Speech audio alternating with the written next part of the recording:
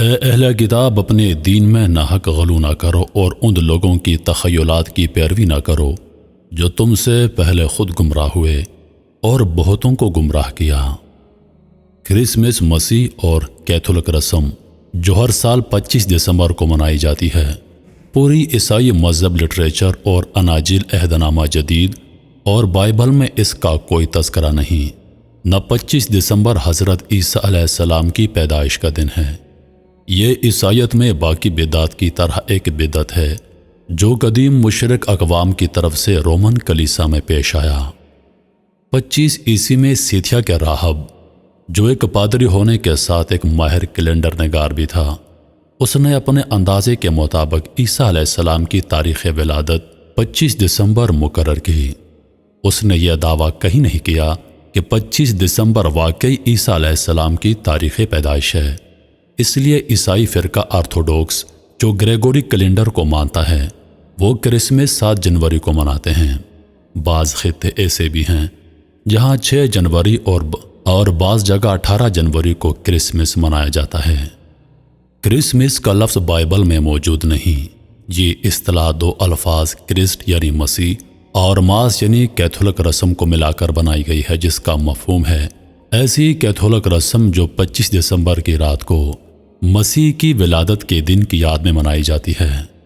اگرچہ دنیا بھر میں عیسائی اقوام حضرت عیسیٰ علیہ السلام کا یوم پیدائش یعنی کرسمس کا دن 25 دسمبر کو انتہائی جوش و خروش سے مناتی ہیں، لیکن عیسائیوں میں کچھ حقیقت پسند مکاتب فکر یہ تسلیم کرتے ہیں کہ 25 دسمبر عیسیٰ علیہ السلام کی ولادت کا دن نہیں، بلکہ یہ دیگر بت پرست اقوام سے لی گئی ایک بدعت ہے۔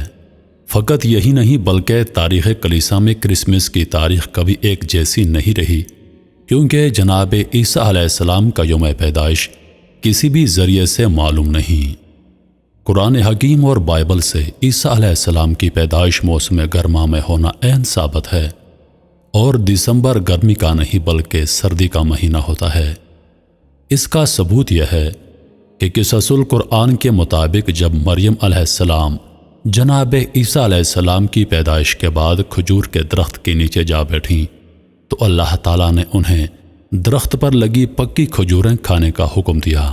یاد رہے کھجوریں موسم سرما میں نہیں بلکہ موسم گرما میں پکتی ہیں، جیسا کہ سورہ مریم میں اللہ تعالیٰ ارشاد فرماتے ہیں، پھر ایک کھجور کے تنے کے نیچے لے آیا، بولی کاش میں اس سے پہلے ہی مر گئی ہوتی اور لوگوں کی یاد سے بھی بھولی بسری ہو جاتی۔ اتنے میں اسے آواز دی کہ آزردہ خاطر نہ ہو، تیرے رب نے تیرے پاؤں تلے ایک چشمہ جاری کر دیا ہے اور اس کھجور کے تنے کو اپنی طرف ہلا، یہ تیرے سامنے تر و تازہ پکی کھجوریں گرا دے گا۔ اب چین سے کھا پی اور آنکھیں ٹھنڈی رکھ، اگر تجھے کوئی انسان نظر پڑ جائے تو کہہ دینا کہ میں نے اللہ رحمان کے نام کا روزہ مان رکھا ہے، میں آج کسی شخص سے بات نہ کروں گی۔ قرآن حکیم کے علاوہ عیسائی دوستوں کی کتاب بائبل سے بھی یہی ثابت ہے کہ حضرت عیسیٰ علیہ السلام کی پیدائش مبارک موسم گرما یا موسم بہار میں ہوئی، کیونکہ بائبل میں درج پیدائش عیسیٰ علیہ السلام کے مطابق جس روز عیسیٰ علیہ السلام پیدا ہوئے اس رات کو چرواہے ارد گرد اپنی بھیڑ بکریاں چرا رہے تھے۔ دسمبر کو ولادت مسیح کے طور پر مقرر کرنے کا باقاعدہ آغاز بالکل غیر واضح ہے۔ عہد نامہ جدید میں اس بارے میں کوئی سراغ نہیں ملتا۔ ایک ہمہ گیر وضاحت یہ ہے کہ 25 دسمبر در حقیقت پاگان مشرق روم کے تہوار ڈائز سولس انویگناتی یعنی نامغلوب ہونے والے سورج دیوتا کا یوم پیدائش کی شکل تھی، جو کہ رومن سلطنت میں ایک مشہور مقدس دن تھا جسے سورج دیوتا کی حیات نو کی علامت کے طور پر انقلاب شمسی کے دوران منایا جاتا تھا۔ انسائکلوپیڈیا امریکانا میں تحریر کردہ مضمون کو کچھ اس طرح بیان کیا گیا ہے، بہت سے مذہبی ماہرین کے مطابق عیسیٰ کلیسا کی ابتدائی صدیوں میں کرسمس نہیں منائی جاتی تھی۔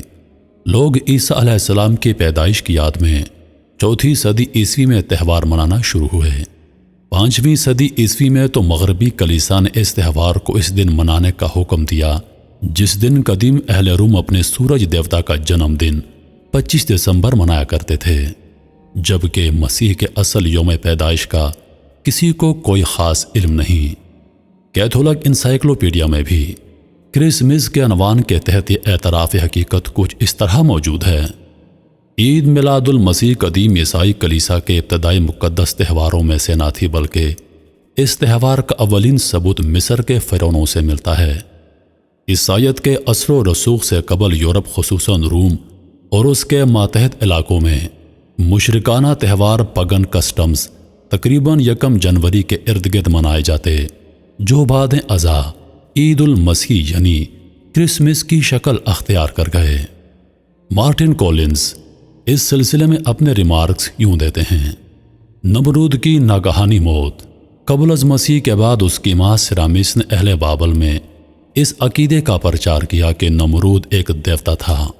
اس نے یہ بھی کہا کہ اس کا بیٹا درخت کے تنے کی مانند ہے کہ جیسے سردیوں کے اختتام پر اس سے ایک نئی زندگی جنم لیتی ہے، ایسے ہی اس کے مردہ جسم سے اس کی سالگرہ کے دن ایک نئی زندگی جنم لے گی۔ اس کی سالگرہ کے دن اس کی ماں نے یہ اعلان کیا کہ نمرود ہر سرسبز درخت پر آئے گا اور وہاں پر تحائف چھوڑ کر جائے گا۔ غالباً یہی کرسمس ٹری کی ابتدا بھی ہے۔ اسی طرح اس کی سالگرہ سردیوں کے انقلاب شمسی یعنی دسمبر کے آخری ایام میں ایک عید کی حیثیت سے منائی جانے لگی۔ بائبل میں بھی مشرکین کے میلوں، عیدوں اور تہواروں میں شرکت کرنے سے منع کیا گیا ہے۔ فرمان باری تعالیٰ ہے: اے اسرائیل کے گھرانے، وہ کلام جو خداوند تم سے کرتا ہے سنو۔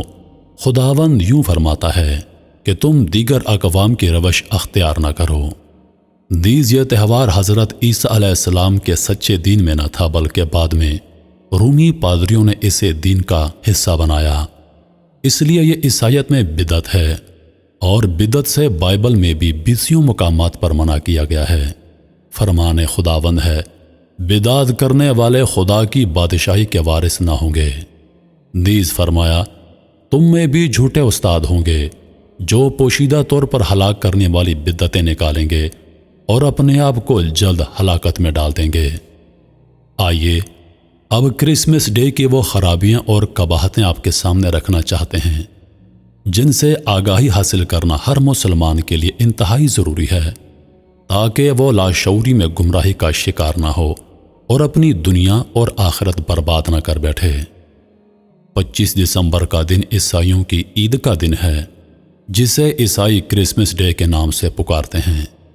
عیسائی عقیدے کے مطابق عیسیٰ علیہ السلام 25 دسمبر کو پیدا ہوئے، اور ان کے عقیدے کے مطابق عیسیٰ علیہ السلام اللہ کے بیٹے ہیں۔